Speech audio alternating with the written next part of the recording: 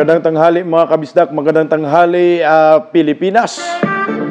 Mayong udto, Visayas ug Mindanao, magandang tanghali Luzon, magandang tanghali po sa lahat ng mga Filipino, mga OFW saan mampanig ng mundo. Patuplok guys. Magandang tanghali sa lahat ng mga Eskunyans, Duterte diehard supporters, Bantag supporters, sa lahat po ng mga KOJC, mga katutubo saan mampanig ng Pilipinas. Patuplok yung matang budlat ni Palaka ni Malbaki. Nandyan na naman, nagpakita na naman eh. Nakita nyo?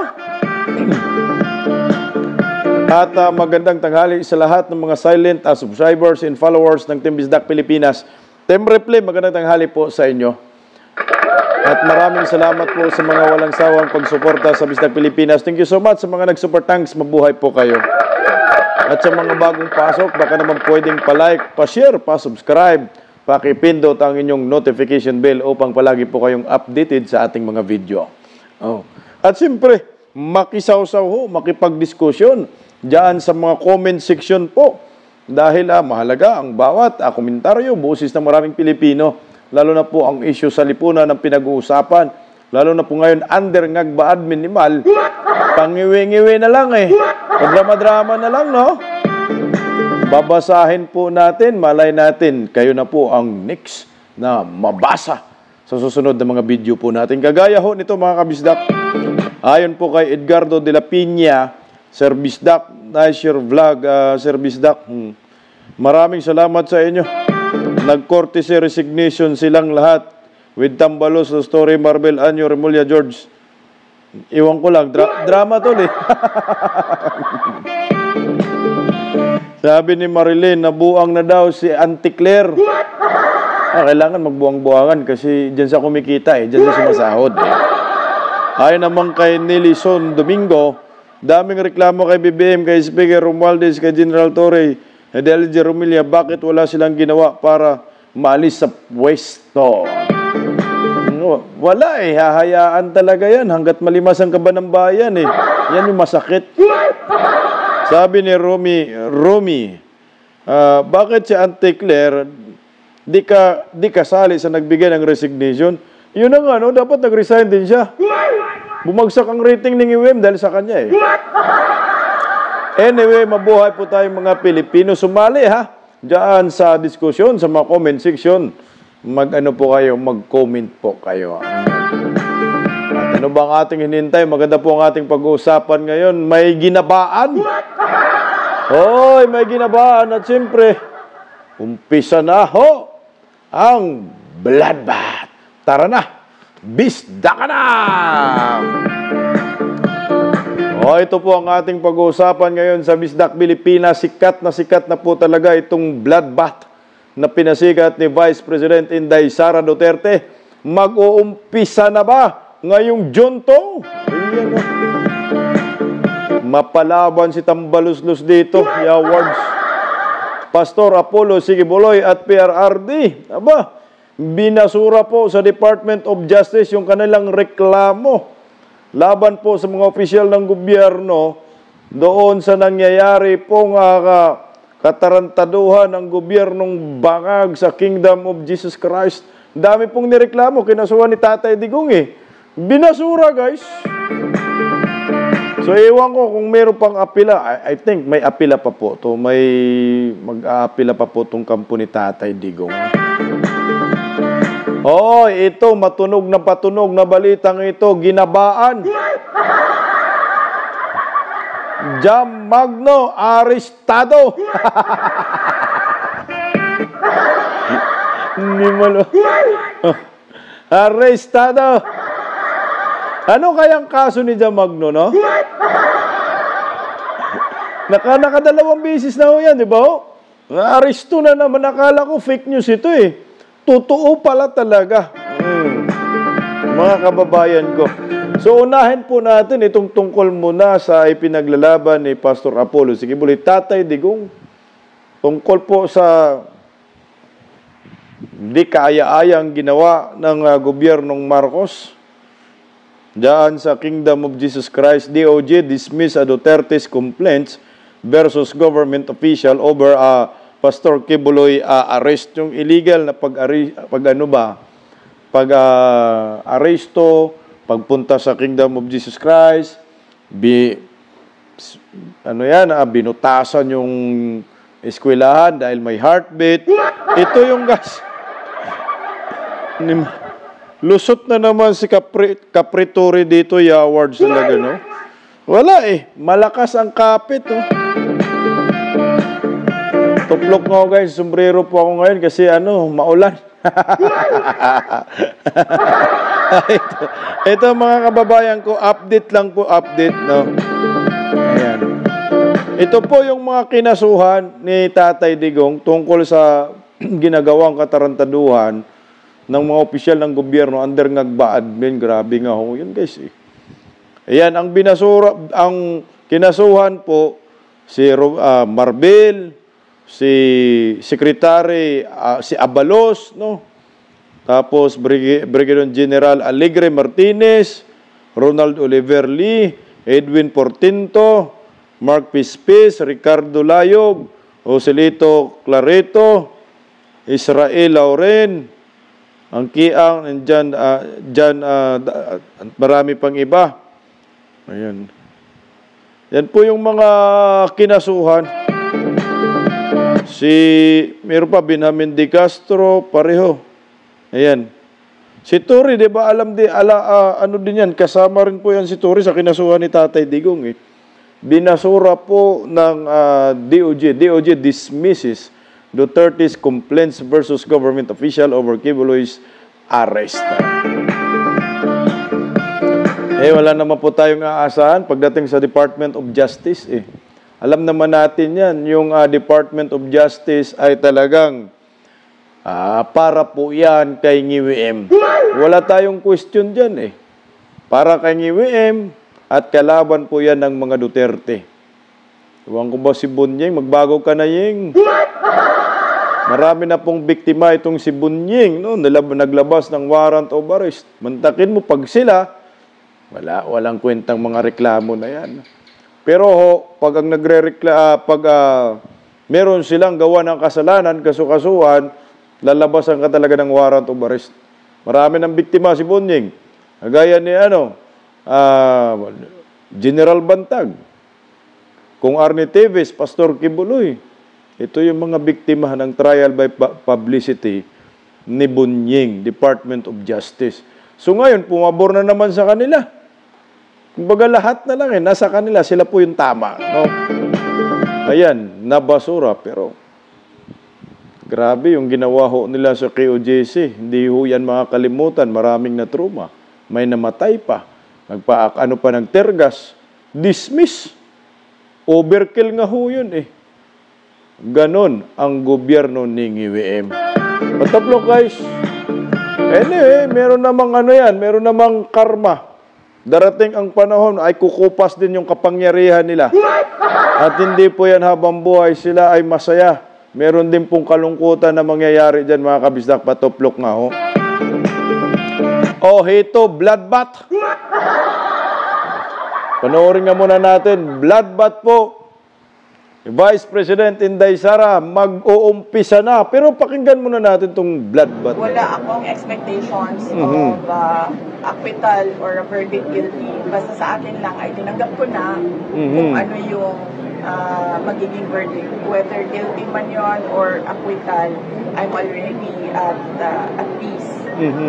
At hindi ko alam kung paano buboto ang mga senators. If at all there will be a trial, I think it is wrong to start counting votes now because they haven't seen evidence yet. They haven't seen what the prosecutors have. They haven't seen what our defense is. So, parang mali siguro na magbilingan ng boto ng walang trial. Pero, ginagawa siya ng publiko. So, basta sa akin, tanggap ko kung anong mangyayari. Anong magiging ending ng impeachment. Talagang preparation po ng lawyers. Lawyers, okay naman sila. been full throttle na yung kanilang preparations for the impeachment, and of course they would not want a trial. As lawyers, alam naman natin ang galawan ng mga abogado, no? Marami silang mga paraan sa batas as a legal recourse for their clients. But sinabihan ko rin talaga sila, really, I truly want a trial because I want a bloodbath talaga. Ayan, no? Ang taas ng kumpiyansa dyan ni Vice President Inday Sara. Gusto niya ng trial because I want a bloodbath talaga. Ano kayang mga pasabog ni Vice President Inday Sara, no, sa impeachment trial eh? Kasi hindi naman yan magsasabi si Inday Sara kung wala ho siyang pinanghawakang alas. Baka nga ho magbumirang pa ito, mga kabisdak. At ang tatamaan dito sino, si Ngiwiem or Tambaloslos or si Palaka. Dahil talagang pinilit ho eh. Pinilit ni Tambaloslos na maumpisahan na po yung impeachment. Ayan oh. House Speaker Martin Romualdez has confirmed that the receipt of the letter from Senate President Chis Escudero and will transmit it to the House Prosecution Panel. Ayan oh. Talagang mag-uumpisa na talaga guys yung bloodbath na sinasabi ni Vice President Inday Sara Duterte. Oh.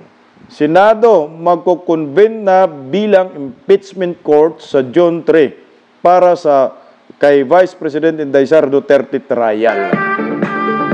Kasi guys, no, pag tiningnan ho natin, parang mataas ang kumpiyansa ni Inday Sara sa naturang impeachment trial. Pero sabi niya, kung ano yung magiging resulta sa naturang impeachment, ay tanggap na ho niya yan. Basta ang kanya ay gusto niya ng bloodbath. Ano kaya ang laman nito? Medyo malalim, no? Pero may laman yung kanyang mga binibitawang salita. Di ba kaya ho, magbumirang itong impeachment complaint labang kay Vice President Inday Sara sa mga nagtutulak nito, gaya kay Ngiwiem, Tambaloslos at Palaka. Kasi pag tiningnan nyo ho, no, kung mga eksperto po, mga abogado, mga magaling sa batas ang magkukuminto ho patungkol sa impeachment complaint laban kay Vice President Inday Sara, ay dapat ho, yan patay na yan eh. Kumbaga, tapos na yan, usapin na yan, kasi nga, hindi natapos ng 19th Congress yan. Kasi yung impeachment na yan ay sa 19th Congress yan eh. At hindi daw pwede yan ipapasa sa 20th Congress. Pag hindi po yan matapos, so technical na. Sumatik, patay na ang impeachment complaint labang kay Vice President Inday Sara. Marami na pong nagsasabi, pati nga si Justice Carpio, sinabi rin niya ho yan. Pati yung si Makalintal, yung Pinklawan, sinabi rin ho niya yan. Attorney Salpanilo, na talagang wala ng impeachment na mangyayari. Pero ito, pinilit eh. Pinilit po ng ni Tambaloslos na maitakilan. Magko-convene na ho yung Senado. Narito po yung mga schedule, mga kabisdak ha. Patoplok nga guys. Ayan. Ayan po yung timeline sa impeachment trial labang kay Vice President Inday Sara Duterte sa Junto. Pag-report daw ng House Prosecution Panel sa article of impeachment sa Senado. Mukhang maraming mag-rally dito sa Senado June 3, pag-convene ang Senado bilang impeachment court. So, panunumpain ang mga senador judge sa ilalim ng 19th Congress. Mantakin nyo manunumpa yung judge sa ilalim ng 19th Congress. So, ibig sabihin, yung mga huwis dyan ay 19th Congress, hindi pa sa 20th Congress. Matatapos kaya nila yan? July 25, huling araw daw ng pre-trial. July 29, panunumpa ng bagong senador judge sa ilalim ng 20th Congress. Ano yun? So, ina-absorb na. I-absorb ng 20th Congress ang ginawa ng 19th Congress. Pwede pala yun. Wala bang papalag dito na senador? Pero tingnan po natin kung ano po yung laro ni Vice President Inday Sara kasi gusto niya matuloy yung impeachment eh. Para rin sa akin, guys, kung ako po ang tatanungin ho ninyo, pabor din po ako na matuloy yung impeachment gaya ni Vice President Inday Sara Duterte. Bakit ho? Para malinis po ni Vice President Inday Sara ang kanyang pangalan. Mataas man ang kumpiyansa niya na gusto niya magkaroon ng impeachment trial. So, isa lang ang ibig sabihin yan, mayroong lakas na hawak-hawak si Vice President Inday Sara na pwedeng panampal niya dito kay Tambaloslos, Ngiwim at Lisa Tanas. Diba? Yan lang din naman ho ang nakikita ko. Pero may bilang man si Vice President Inday Sara. Meron namang numero. Ang mga Duterte, yung mga nanalong senador, halos lahat nga ho yun eh. Kakampi ni Vice President Inday Sara, Team Duterte, ang problema nga lang ho, baka magpabili kay Tambaloslos ng pera, pero siguro naman may paninindigan na. Ito may bilang ho tayo, may Duterte block tayo, no? Kasi ang impeachment sa ayaw nyo sa gusto, guys, numero ho talaga yan. Hindi na yan magbabase sa ebidensya. Ano yan eh, politics kasi yan eh. Kumbaga, paramihan ng kakampihan. Yan yung impeachment eh. Kahit nga walang ebidensya, makukonvict ka dyan eh. Basta maraming bilang. Pero sa atin, may bilang tayo. Si Kuya Bungo, si Bato, diba ho? Si Robin Padilla, Marcolita, sama rin si Amy Marcos, si Villar. 6 na po yan eh. Kakampi natin, siyam lang naman ang kailangan natin. Napaka-imposible yung dalawang Cayetano siblings pag gusto nilang impeach si Inday Sara. At pati yung Estrada Ejercito, napaka-imposible. Yan pa lang, ilan na ho yan? 10 na. Lampas na. So yung iba pa dyan na mga senador na alam natin ay ayaw talaga nila ma-impeach si Vice President Inday Sara. Basta ang bilang ko, mga 13. Ayaw ma-impeach si Vice President Inday Sara. Kailangan lang na natin siya. So dadaan sa butas ng karayom itong si Ngiwim at itong si Tambaloslos. Kasi pinipilit na talaga nila. Kumbaga sila na yung batas, kami nang masusunod, impeach nyo si Inday Sara. Ako sa akin, oo, sige, ituloy nyo po para magkaalaman. Sino ba talagang sinungaling? At sino ba dapat ang managot sa bayan? Kasi kung si Inday Sara, alam ko naman si Inday Sara, hindi naman ho talaga yan kurakot kasi nga, mantakin mo yung Davao, yung pagpasok ni Inday Sara, lahat ng utang ng Davao City, nabayaran. Iniwan ni Inday Sara, yung Davao City, ni piso walang utang. Pag sinasabing korupsyon ang pinag-usapan, wala sa utak ni Vice President Inday Sara yan. Kasi, paano mabayaran yung utang ng Davao City kung kurakot yung nagiging mayor si Vice President Inday Sara doon? Doon pa lang tablado ho sila. Meron pong pasabog si Inday Sara sa impeachment complaint na yan, impeachment trial na yan, pag mag-umpisa. At ito yung magiging consequences. Kunyari, talagang gusto nilang i-impeach si Vice President Inday Sara dahil politikang pinag-usapan. Nagmamadali si Tambaloslos, gusto magiging presidente, nimal, oh. Gusto magiging vice president. Pagkatapos gusto magiging presidente kasi mag-resign na si Ngagba. Dahil wala nang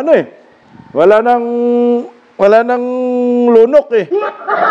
Wala nang kapangyarihan si Ngiwim, lubat na. O, maging presidente si Tambaloslos.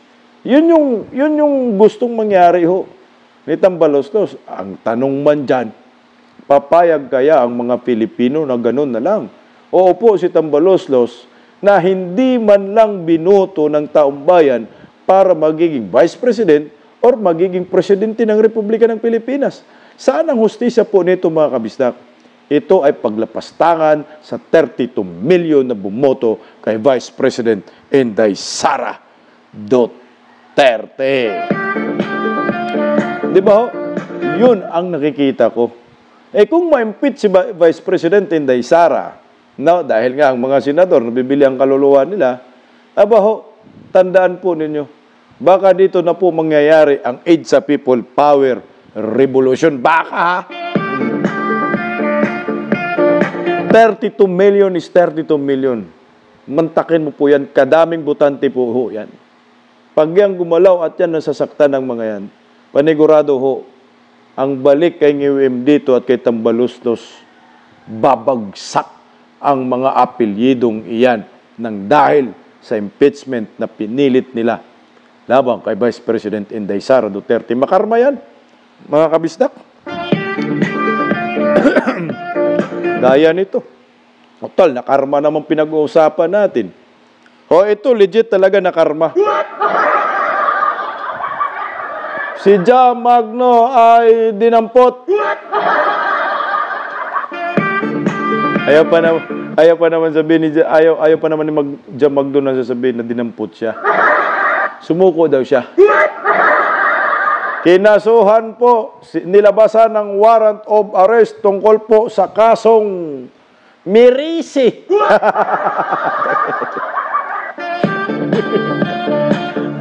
Ayan na. Mirisi ka, Jam. Tingnan, ano bang kaso ni Jam Magno?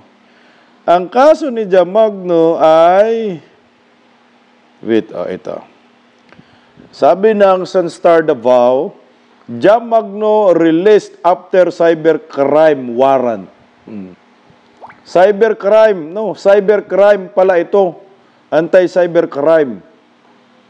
Controversial social media personality Jam Magno was released on Wednesday, May 22, after voluntarily surrendering on the CIDG Butuan in connection with arrest warrant issued for alleged violation of the Cybercrime Prevention Act. The warrant dated May 21, 2025 covers 3 counts of online libel. Bill set at 24,000 for each count. So, 24,000, 3 counts, dami palang pera ni Jam, no? 24,000, so 60 plus 68. So, 72,000. Grabe, ganun lang, no? Mani lang kay Jam Magno, ha? 72, mamigay ka, Jam. Nakapagpiyansa siya, pero kahit ka nakapagpiyansa ka, dyan ka naman, naghahawak ka man ng placard, nakasuot ka ng kulay orange na damit, yan ang palatandaan na may kasalanan ka sa batas. Dinampot, di ba, kamakailan? Dinampot din po ito, di ba? Ayaw niya sabihin, dinampot, sumurinder daw. Nilabasan ng warrant of arrest. Ito ba, kamakailan, oh. Ayun, eh. Noong ano naman ito, 2023, Jam Magno was arrested in Butuan City na naman, December 12, 2023, 11:45 a.m. for the violation of Republic Act 9262 or the violation against Women and Children's Act. The warrant of arrest was issued by Judge Ali Joseph Ryan. Ayan, oh. Iba naman pala ito. Ito ay violation against Women and Children Act. Nakakarma talaga si Tatay Digong. Pero ito inaresto siya, no? Ay nilabasan ng warrant of arrest. Masaya pa siya. Animal, meresi ka dyan. Tingnan mo. Nakapag-vlog pa. Hinayaan ba talaga ito ng CIDG? O ito kayo CIDG? Hoy, Kapretory, oh. Unhan na mo, just in case isulti na po din yung nadakpan ko, ako na inianhin, nagpa-makeup ko daan, kaya just in case inyo na po din i-share mong viral worldwide, na ako, thank you kayo sa CIDG 13 for taking care of me. Uy! Ingat! Putan, laking insulto yan sa CIDG, ha? No? Isipin mo, may warrant of arrest, nakapag-vlog pa. Dapat to kasuhan muli. Nakapag-vlog pa, parang proud pa siya sa nangyayari. Anong klaseng nilalang ho ito? Ang kapal mo. Yung iba dyan, mahihiya, no? Kasi ayan, nilabasan ng warrant, nakapagpiyansa ka nga, pero nakasuot ka man ng kulay orange na damit. Ibig sabihin, may kasalanan ka. Nagmistula kang kriminal ng Jam. Ba't hinayaan ang CIDG ito ni nanituri na ganito ang gawin ni Jam? Binabastos po nila yan, eh. Saan ka nakakita, guys, na nakasuot ng kulay orange, nakahawak ng placard na puti, at dyan nakalagay yung numero ng kaso mo, nag-vlog pa, naka-smile pa. So, anong pinagmamalaki nito? Pinagmamalaki si Tambaloslos, pinagmamalaki si Ngiwiim. Tindi, no? Para sa akin, kung si IDG ka, Tore, inano ka, pinahiya ka ni Jam, ininsulto ka ni Jam. Antakin mo, nagbablog, hinayaan, no? Oh. Pero Jam, huwag kang mag-alala, Jam. Dahil merong galit sa'yo, Jam. Ito, bago to, guys. Galit na galit kay Jam. Hay, Jamagno, mapelde na kunimo sa pag-English, pero sa pagwapahay, dili kunimo mapelde at tras raka. Ambog. Ano, Jam? Sa mga Bisaya dyan, sa mga hindi Bisaya, baka hindi nyo naintindihan yun. Sabi ni Jam, ganyan din naman din si Jam noon, wala pang halong chemical. No. Sabi niya dyan, Jam, matatalo mo lang ako sa pag-i-English dahil magaling ka. Pero sa pagandahan, wala kang panama sa akin, abog. Alikabog ka lang daw. Jam, alikabog ka lang kay Nining. Di mo maganda si Jam. Talagang nabuhusan lang talaga ng chemical. Nabigyan ng chemical itong Tambaloslos, kaya yan ang nangyayari. Ayan, Meresi sa'yo dyan. Patalastas mo na, Meresi. Dawata nga pildi mo. Mirisi ninyo mga ngil-adog batasan nga wa ninyo nakuha ang inyong gusto. Pika. Mirisi. Meresi, ikaw yung Meresi. Ang galing mo dyan, oh. Naka-smile pa. Saan ka nakakita, no? Sinerbihan ka ng warrant of arrest, pumunta ka ng presinto, nakangiti ka pa. Nangininsulto? Oh. Ang tindi nito, no? Ilang beses na nakasuot siya ng kulay orange. Sa sunod na suot mo dyan na kulay orange, Jam, hindi ka na makalaya. Kasi gagabaan ka talaga ni Vice President Inday Sara Duterte at Tatay Digong.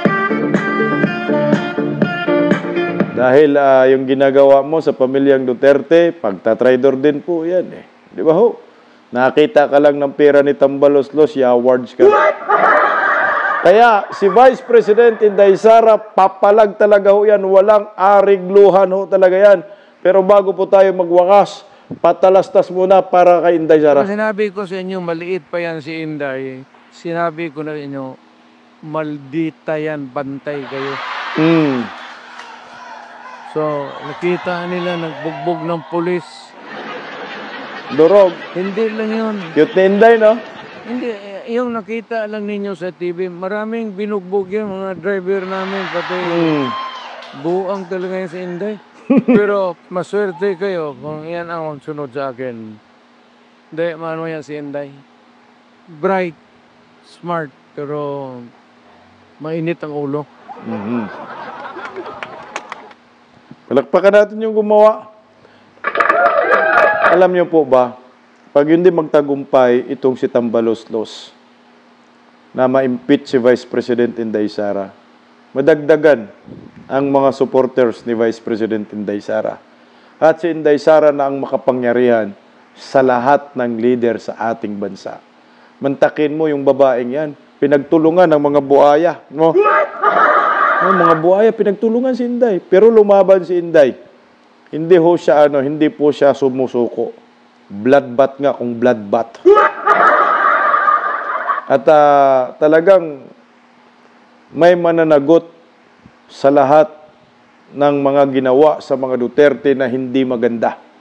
Pag-kidnap kay Tatay Digong, pinadala sa Netherlands, at talagang walang kapatawaran yan. Pag-impeach kay Vice President Inday Sara sa Kongreso, ngayon na sa Senado, tingnan po natin kung hanggat saan kaya ng mga kalaban ng mga Duterte na pabagsakin itong si Inday Sara. Sa tingin ko, malabo eh. Magbumirang ito, guys. Magbumirang itong magiging impeachment trial labang kay Vice President Inday Sara. At magiging paburho ito kay Inday. Bakit? Ito yung tamang entablado na maayos ni Inday at malilinis ang kanyang pangalan at mapahiya itong mga buaya, itong impeachment trial. Kaya nga ho ako ay malakas din ng kumpiyansa na malampasan to ni Vice President Inday Sara Duterte. Dahil ang mga Duterte matatapang, pasok na dayo. Ang sorry ay para sa mga bagay na hindi sinasadya. Correct. Kapag sinadya mo, ay Walang. dapat magbayad ka. Patay ka, Nyor. Patay ka, tambaluslos. Siyempre, yung sorry daw ay para yan sa mga hindi sinasadya. Pero yung ginawa ho ng pamilyang Marcos, mga Romualdez sa mga Duterte, sinasadya ho yan. Walang kapatawaran yan. Sa Bisaya, dila raway abod. Anyway, mga kababayan, kung mabuhay po tayo mga Pilipino, good luck, Vice President Inday Sara Duterte. Alam po namin na ikaw ay para sa bayan, na ikaw ay karapat-dapat na magiging Presidente ng Republika ng Pilipinas. Hanggang sa muli, kita-kits po tayo mga kabisdak sa mga susunod na upload video natin. Makisali ho dyan sa mga comment section. Mabuhay po tayo mga Pilipino. Pa-like, pa-subscribe na lang ho at pa-share. Bisdak Pilipinas, God first. Maraming salamat po. Magandang hapon po sa lahat. Bye-bye. Ingat po.